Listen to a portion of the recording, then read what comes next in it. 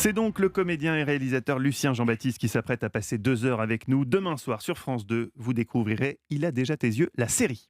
Paul, Salimata, comment avez-vous vécu cette adoption? Du bonheur. Du bonheur. De toute façon, on a toujours rêvé d'être parents, alors.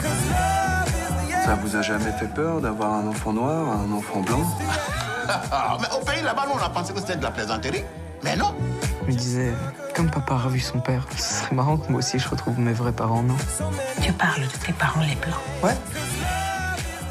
Alors, une bonne série, c'est d'abord une bonne musique de générique. Oui, Alors, dès le début, on a compris que c'était bon. Dès la première scène de la série, où c'est bien joué, tout est juste et bon, et le générique part, et là, j'ai dit, c'est bon, on va tout regarder. Oui, puis ce qui est dit dans le générique en anglais, alors c'est bien la France comme ça, on deviendra bilingue, on sera bilingue. Love is the answer, Eh oui. l'amour est la réponse. Voilà, tout est dit. Je peux y aller maintenant. On l'a dit, Il a déjà tes yeux, c'était un film. Et là, vous avez choisi le format série, vous l'avez choisi, on vous l'a imposé. Ça, c'est comment ça s'est trouvé de faire Alors, une suite qui soit pas au cinéma, mais suite en au série. succès du film, moi je vais faire des suites, des séries, tout ça. J'avais fait une suite avec La Première Étoile, et puis j'aimais pas l'idée d'être sur quelque chose de marketé. Pardon, j'aimais pas l'idée d'être sur quelque chose de marketé. Donc je ne m'imaginais pas de suite. Et puis des producteurs sont venus me voir, Yvan Sadik de chez Lagardère Angofilm, et puis les producteurs du film m'ont dit putain, ce serait vachement sympa de faire une série, machin, tout ça.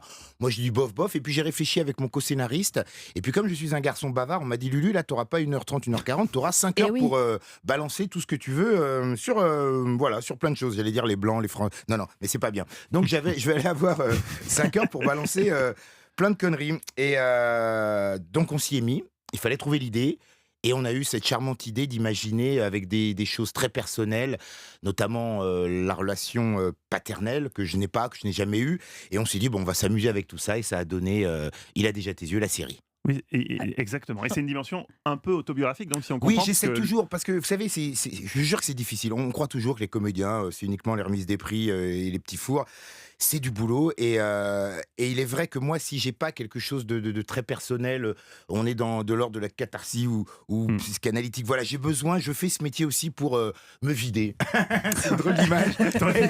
Mais On se bien marre, en phase avec on notre est là thématique pour de la rigoler. semaine. Et donc, j'y mets des choses très personnelles, et ça me fait du bien. Et donc, j'ai besoin de ça pour avancer. C'est une espèce de moteur intérieur voilà, qui m'aide à aller au bout de mes aventures. Une bonne série française, c'est vrai que c'est de plus en plus courant, mais c'est pas tous les jours non plus. Il a déjà tes yeux, c'est demain soir sur France 2. Lucien Jean-Baptiste passe l'après-midi sur Europe 1. Europe 1.